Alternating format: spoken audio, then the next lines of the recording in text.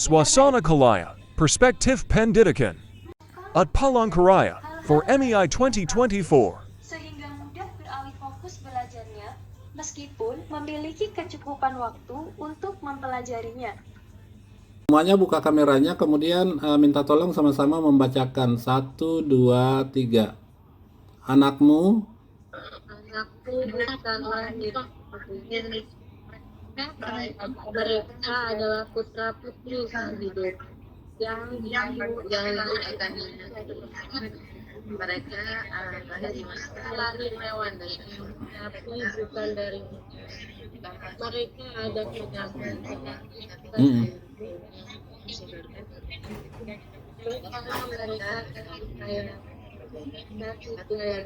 namun jangan sodorkan sebab mereka adalah Oke, nanti akan saya screenshot ya, saya kirim ke grup lagi. Tolong satu orang membacakannya ya, supaya lebih jelas. Tadi agak kurang jelas. Bu Sandra Lara bisa minta tolong dibacakan, Bu Sandra Lara. Anakku bukanlah milikmu.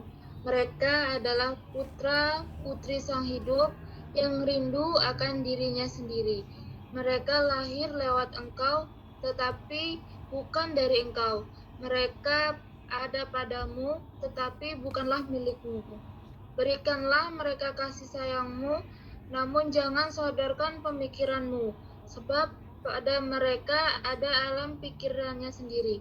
Patut kau berikan rumah bagi raganya, namun tidak bagi jiwanya, sebab jiwa mereka adalah penghuni rumah masa depan yang tiada dapat kau kunjungi, sekalipun dalam mimpimu. Kau boleh berusaha menyerupai mereka, namun jangan membuat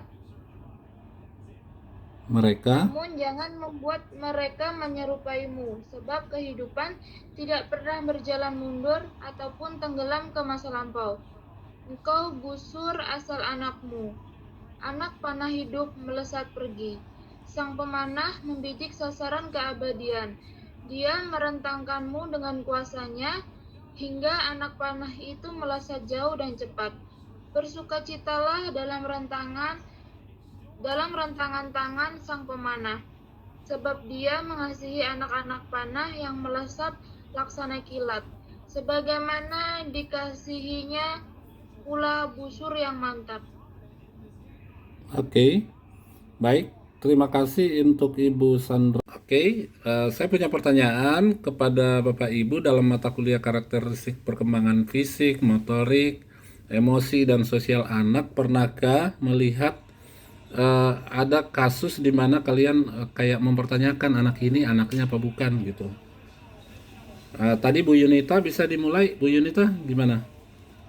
Baik Bapak, saya ulangi ke Bapak. Oke. Baik, ini pengalaman saya ya Bapak. Saya tuh melihat, ini murid saya sendiri, Anandanya kelas 4. Saya melihat itu waktu saya cek rapotnya ya Bapak. Saya kaget karena tulisannya itu wali begitu, bukan orang tua, wali. Tapi saya curiga karena wali itu karena perhatian orang tuanya itu bagus, terus keadaan anaknya itu yang bagus, tapi terus jajan ya ada uang jajan, terus terus Bu Dina punya pengalaman seperti apa menemukan karakteristik peserta didik yang kira-kira beda dengan keluarganya? Ya Pak, saya pernah waktu ngajar di kelas 2, ada satu peserta kelas 1, 2, dia bersaudara kandung Pak, memang wajahnya tidak sama, karena ternyata berdua ini beda ayahnya. Oh, beda jadi ayah. Karena yang pertama kakaknya itu udah usia 11 tahun Pak. Jadi 11 tahun, tapi tumbuh kembangnya itu kecil Pak. Gimana? Dikira stunting tuh enggak Pak, mungkin. Tapi adiknya lebih ganal dari kakaknya. Kalau adiknya memang kecil Pak, masih usia 8 tahun. 8 masih kakak yang udah memang agak besar gitu, memang usianya besar tapi tumbuh kembangnya itu lambat. Ya, silakan Bu Epi. Iya, Ibu Epi ngajar di mana, Bu? Ya.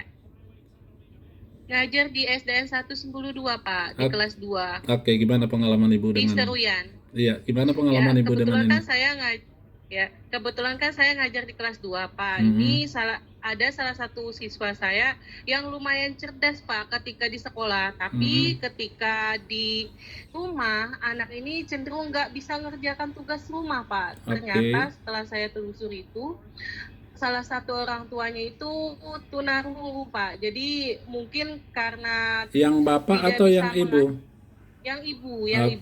Kebetulan bapaknya ini perantau Pak, jadi nggak ada di tempat. Jadi anak ini tinggalnya sama ibunya saja. Jadi ketika diberikan tugas, anak ini tidak bisa mengerjakan Pak. Jadi kemarin kan saya kan kaget juga tuh, kok bisa gitu, anaknya cerdas. Di sekolah. Padahal kan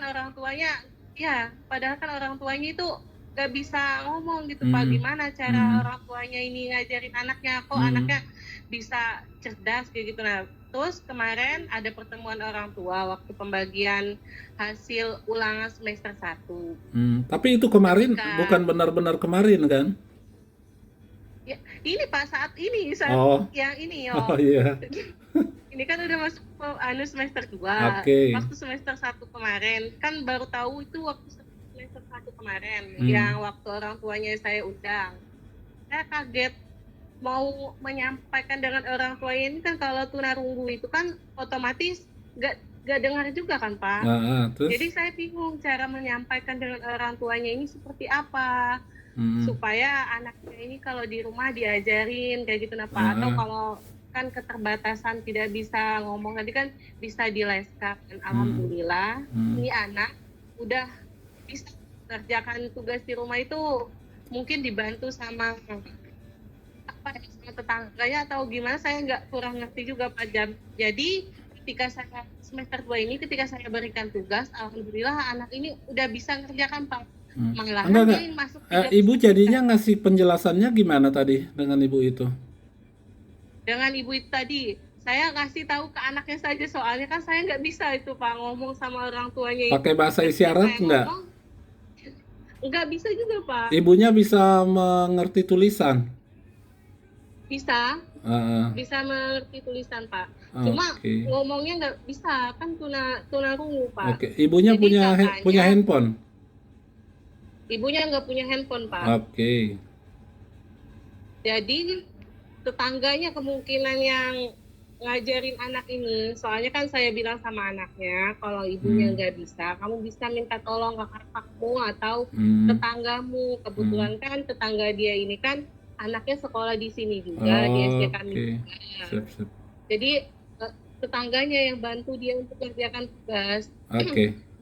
Seperti itu kan Pak, itu apakah karena faktor yang menyebabkan anak ini lumayan cerdas itu loh Pak? Apakah karena faktor dari padahal kan kita bisa lihat kalau dari keturunan kan anak ini tidak bisa, ibunya kan tidak bisa ngomong atau tunarungu. Apakah ada faktor lain yang menyebabkan anak ini kok bisa cerdas kayak gitu loh Pak? Baik, terima kasih Bu Epi.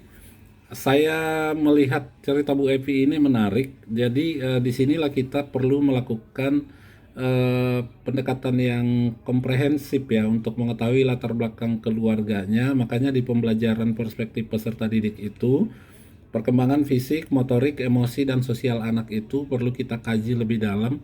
Kita ketahui lingkungan tempat tinggal anak itu, latar belakang keluarganya juga perlu, supaya kita tahu seperti tadi itu pendekatan apa yang cocok untuk anak ini, setiap anak yang punya masalah misalnya di dalam perkembangan belajarnya. Nah, jadi seperti itu ya. Memegang sendok disebut sebagai keterampilan motorik halus. Sedangkan keterampilan anak berjalan, melompat, melempar, menangkap, berlari, serta menjaga keseimbangan badannya disebut sebagai keterampilan motorik kasar. Semakin bertambah usia anak, maka semakin sempurna gerakan motoriknya seperti gerakan-gerakan berikut. 1. cara memegang. Anak-anak yang masih kecil cara memegang Faktor emosional bisa dijelaskan, Bu?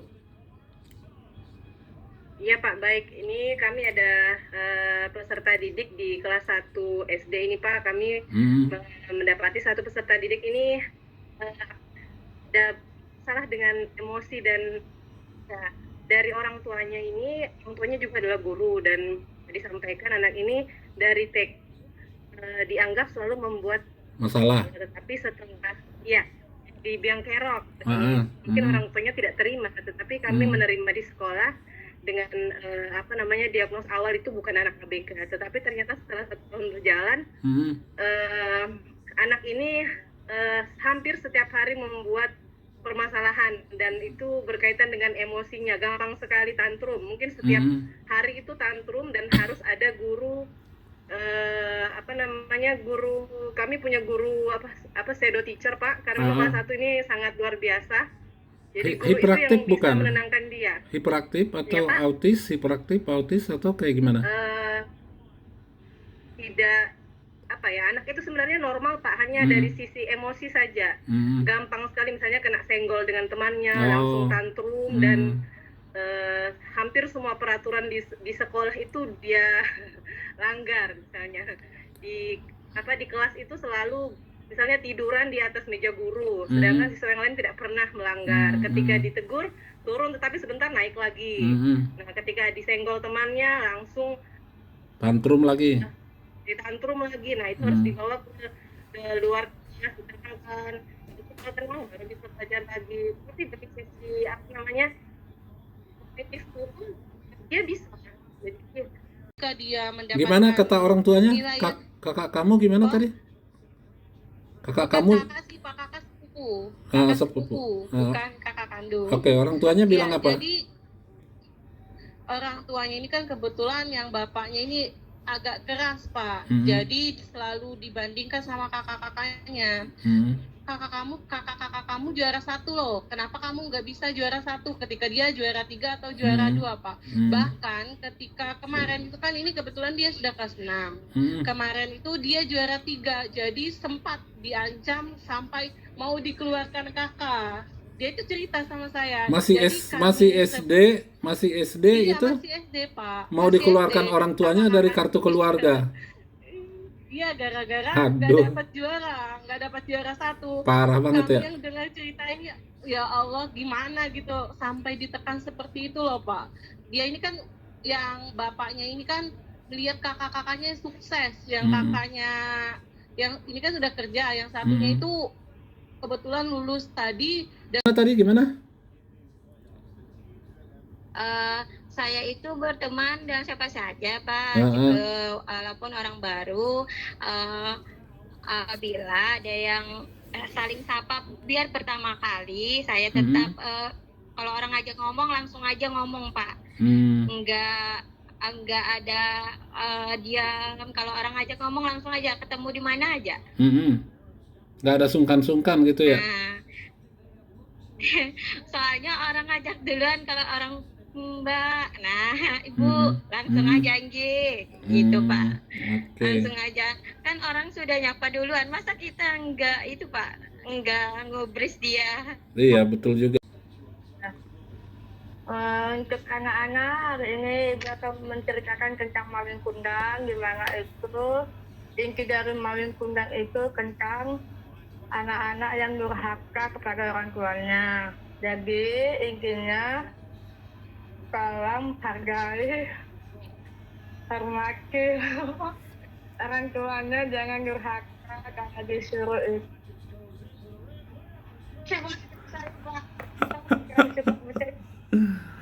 Oke, terima kasih Bu Niken ya, kita berikan aplaus untuk Bu Niken. Oke. Ya. Saya itu Pak, kalau tentang Malin Kundang itu Jadi guru dan di kelas kami ini menceritakan tentang Malin Kundang dan memberikan pesan-pesan moral untuk kita. Mulai. Selamat pagi anak-anak. Hari ini kita akan bercerita. Kira-kira mau mendengarkan cerita Bu Guru atau tidak hari ini? Mau. mau. Guru. Ibu hari ini akan bercerita tentang apa ya kira-kira ya? Bu Guru hari ini akan bercerita tentang malin kundang. Malin kundang ya, bukan maling kundang ya, malin kundang. Jadi pada suatu hari di daerah yang jauh ada seorang ibu yang sedang hamil besar yang menunggu suaminya pulang dari laut. Ngapain di laut, Nak? Tangkap. Main bola? Bukan ya. Jadi kalau melaut itu berarti mencari ikan. Pekerjaannya sebagai nelayan ya. Nah, seorang ibu ini menunggu suaminya yang pulang melaut di tengah angin kencang, badai, segala macam ya. Dia berdoa kepada Tuhan, ya Tuhan, tolong selamatkan suamiku dari badai yang ada di lautan sana. Singkat cerita, suaminya pun pulang. Dan tidak lama kemudian, seorang ibu ini melahirkan seorang anak laki-laki yang ganteng sekali ya. Ganteng. Nah, setelah itu si malin kundang ini tumbuh menjadi seorang anak laki-laki yang gagah. Dia memiliki cita-cita seperti ayahnya, yaitu menjadi seorang apa tadi? Pelaut. Nelayan, seorang pelaut ya. Jadi dia bercita-cita untuk menjadi seorang nelayan, menjadi seorang pelaut dan berkeliling dunia. Ya, dia ingin menjadi seorang pelaut yang hebat dan berkeliling dunia. Nah, tiba masanya, kemudian si malin kundang ini berpamitan kepada ibu. Ibu, doakanlah anakku ini. Aku ingin mengejar cita-citaku sebagai seorang pelaut. Lalu ibunya menjawab, baiklah nak, kejarlah cita-citamu, kata ibunya. Kemudian malin kundang pun berangkat. Dia naik apa kalau di laut? Naik pesawat? Bukan. Perahu. Oh, kalau perahu terlalu kecil nanti bisa tenggelam kalau kena badai. Naik apa? Naik kapal pinisi, Bu. Naik kapal. Ada yang bilang kereta api. Dia bisa dia